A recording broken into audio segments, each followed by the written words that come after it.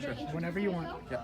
So how's it going? My name is Francis. I'm going to be showing you how to administer heparin and as well as to take care of a chest tube and change the dressing. So firstly, I'm going to be doing, I've already checked the doctor's orders and it's already pre-prepared in the bedside. So what I'm going to be doing is I'm going to verify that the dose is correct. And yeah, so I'm going to be checking heparin firstly. So I'm going to be comparing the orders. Make sure it's Holmes Wendy for number 123456789 with this one, so these two pages here. So Holmes Wendy 1235789, 35 years old, and I'm just going to confirm she is getting an heparin dose infusion. Now the reason why she's getting it is because she's having an episode of DVT and we want to administer it now. And yeah, so basically the order is 135 units per hour, and basically what we're going to be doing is just to verify, I'm going to be checking the ordered rate here. It's 18 units per kilogram per hour, so it's 18 times 75, which is the weight, and then per hour. So I'm just going to calculate it real quickly, and then yep, the answer is 1350, so we know that it's a good rate. And then afterwards, I'm just gonna go and check my monograph here and compare the two.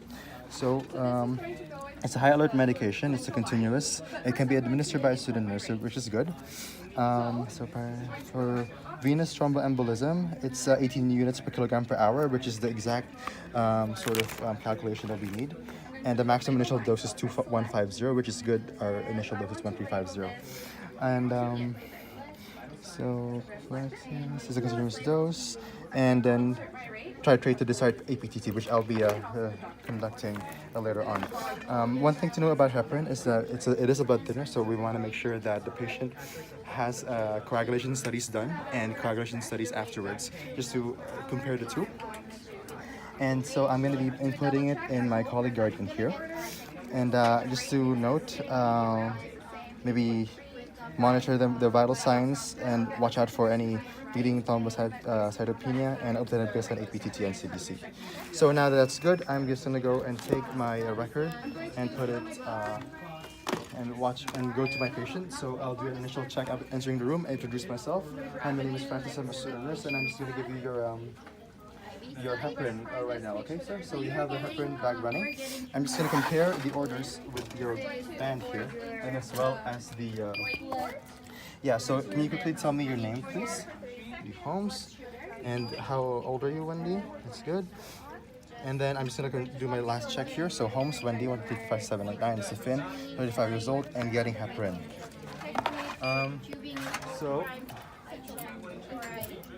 So it's confirmed it's 25,000 units of heparin. Sorry. So I'm just now going to make sure that the line is patent and it's connected to the thing. Now the nurse already set it up, so all I have to do is basically administer the medication myself. Now I know that they're running a gravity infusion of normal saline. Oh, just to check, let me just see if it's compatible with that actually.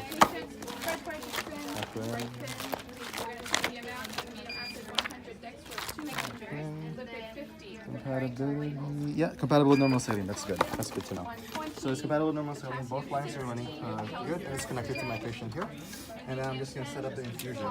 So what I'm going to be doing is selecting my primary, changing the mode to label line. I mean to colleague guardian. Sorry, let me change to colleague guardian, and I'm just going to find heparin. So now we're going to press start. I'm going to confirm primary. Heparin, ACS or VT? Yes. So now I'm going to watch the free drift to make sure it's running. You should say, oh, VT, venous thromboembolism. So VTE, select, and I'm just gonna put down the dose. So the units is 1350 units per hour. 1350 units per hour, and I'm gonna. And the volume to be infused is about 250 mils, so that's good. So confirming the primary. And then I'm just going to do one more check. If it's the right one, 1350, 250, 1350, and it's 250, and it's for Holmes Wendy, so that's my thing. I can also ask a nurse to just come in just to, since I'm still a student nurse, so and do like a last check. So I'm just going to confirm my primary now. And then before I start, I just have to make sure that the line is the right one, so which is good. And I noticed there's a whiteboard here, and it's already primed, so I don't have to worry about that. And I have just to make sure that there is a bleb. So you can see there's a little bit of a bleb there. So all I have to do is wipe the site here. Okay, so I'm gonna give this to you now, okay, ma'am? So clean it for 30, dry for 15, and careful not to touch the tip there. And I will just connect the heparin, and it should be good. There you go. And then make sure all the clamps are in fact open. And I'm just gonna start infusion, and I'll do my last check there. And yeah, that's pretty much it. Okay, so that's sorted. Heparin is good. I will monitor his values and I'll order for some more studies afterwards. For the meantime, I'm going to be taking care of his chest tube. For her chest tube, actually. Wendy is the girl's name. Okay, so first that I'm gonna do is gonna do my first safety check. I'm gonna make sure that the test tube with the box is actually below the patient's lungs right here, and the patient right now is in semi-Fowler's position, which is good. I have to make sure that the tube suction is actually connected firstly. So if you follow me, making sure there's no kinks and stuff. Before I remove his oxygen, And I can see this running at low suction, and everything else here is intact. The kit's intact. Come back here. Claire, make sure that there's clamps. I'm just going to use this for a second here. And I have to note the volume here. There's 20 mils, so it's in the line, which is good. And there's some bubbling here, only because it's Jake, but normally there should be inspiratory and expiratory bubbling. And also, I have to make sure that it's at the 20 mark here, usually, unless otherwise indicated in the order. And that the ball, well, it's not really working. It should be floating up in here. And also one thing to note is that I can use a Sharpie to just mark at the start of my shift on the level. So right now there's 0. But if there was, note the color, amount, consistency, and the, one thing to note as well is to check the line here for the test tube. So he's at 100, so I'm going to remove his oxygen first. Making sure it's all intact. Nearby so that it Now because there's some bubbling, I have to make sure that there's normal saline nearby. Which I'm not sure if I do. Well, there's no. Oh, yeah, sterile I'm water. going to use his, So there's sterile water nearby, I could also leave the oxygen. in case anything happens. And I have spare trach sponges with me here, and just to like put the tube there in case anything happens. And because there's bubbling, I'm just gonna quickly diagnose and see if where the clamp is. So I start here, and if I notice that the bubbling stopped, that means that there were the source is, and I contact the physician afterwards, and tape the area where there's a leak. And if there's no leak here, I work my way downwards like that. So that's my safety done. Big end. And then I'm gonna go and change the dressing. And we'll attach it.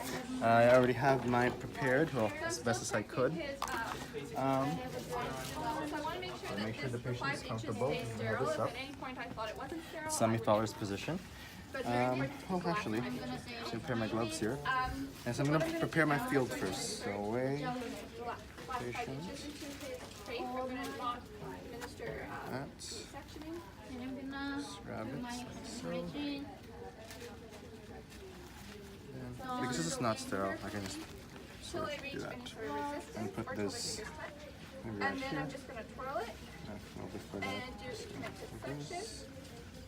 I can only do that for 10 to 15 minutes or 10 to 15 seconds. Trash. Once I'm confident it's clean, I will dispose of it. If I felt like it was not completely clean, like it needs to be That's another so section, I would good. get another tube. Make sure tip to tip. This I would get another glove and I would use the soft tissue in case I needed it. And we're good. So now that he's suctioned, I'm going to attach the suction. It was hard though. In order to do so, I need to swab In the case I need to outside throw of the anything mouth. more. Then I'm just preparing my meat fix here, Jalonet. And then I'm going to find his Do I have an open one? I don't think so. everything's sterile. And then I'm going to check. See? Careful not to touch the tip. Or 20 to 30, so I'm going Then to increase it. I'm gonna get one of my more sterile forceps and just pick it up. Right through. He has a right through. It's kind of hard. That's all. Give me a second. Open up sort of all of it. So again, keep this sterile. I'm gonna be ready to so that taking out couple of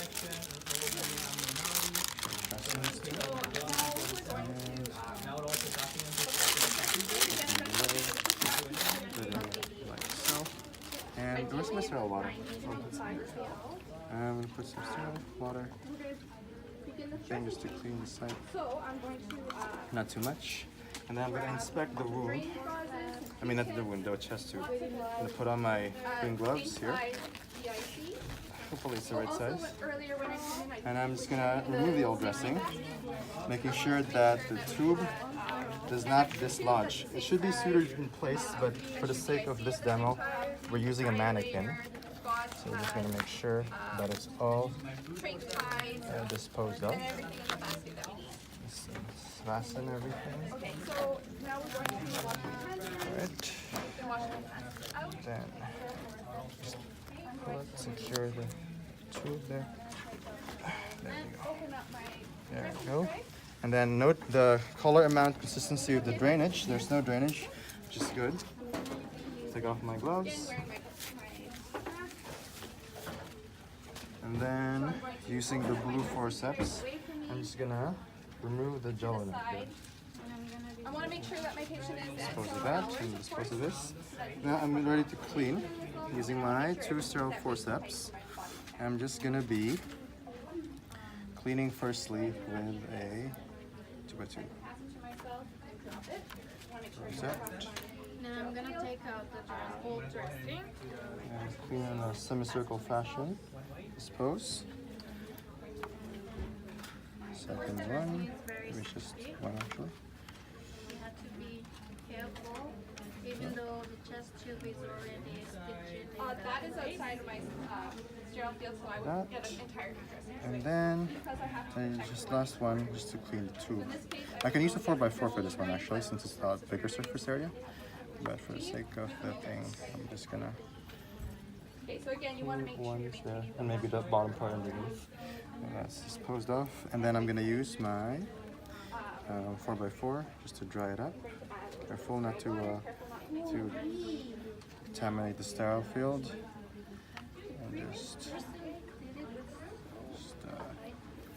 dry it up, all of it. One motion, and that's it. Garbage, the There we garbage go. here. Then afterwards, I'm gonna be applying my gelonette. So, oopsie, almost there. I can move my tube actually.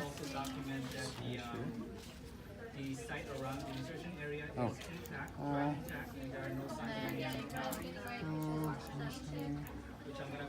This goes to the garbage. 5 minutes left. And I'm gonna remove the gloves. And make sure we're doing Gelonette? Okay, I'm gonna use this gelonette here. Sorry, I blanked out for a second. I didn't know what to do. So now what I'm going to Time check, how many minutes? apply 7 minutes. 7 minutes left? Okay, that's fine. So, dispose of it like so. And then, in some just my some gelonette. places you have to do this. And so I've dried it pretty much, right? So, just do So this. we're going to use a disposable inner cannula of the same size, and I'm going to be very careful not to touch the inside. Just wrap it around my patient like so. So I'm going to remove the inner cannula. Careful not to touch it. Touch the outside. I'm going to stabilize the flange so it doesn't pull. And then I'm going It's sterile because I cleaned it with normal saline. Just wrap it around like so. Okay, now I'm going to take my trach sponge. I'm just going to apply it so. and then I'm going to be careful and grab Apply only it. the little Wait, right hold on, let's do this actually. And then I want the rest of the sterile. We're going to come in at the side and just sort of twist So as long as I go to again, careful to keep it sterile. Okay, so now that I've done that, my gloves are still clean because I'm only sterile, so I can Pushed remove this underneath. So, just grab these are it garbage. like that. and then right here. Other gloves I had. And take the other one and just have it sort of to the side here. So I know we need 3 pairs of gloves. with this. Now the first thing I'm going to do, There. Then I'm gonna take my 4x4. Sorry. I have one here. Oh, sorry, one. Let's take my 4x4. Making sure that patient is not having any reflection in breath.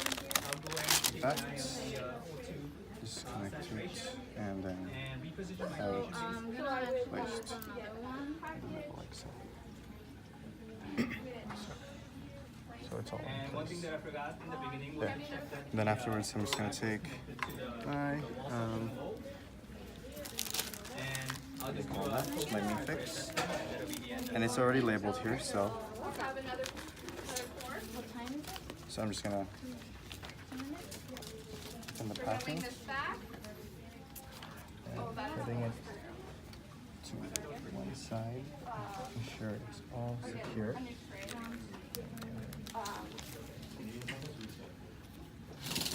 Like so. Then the other one, just Yeah, I feel like I've done these are different one actually. Can you?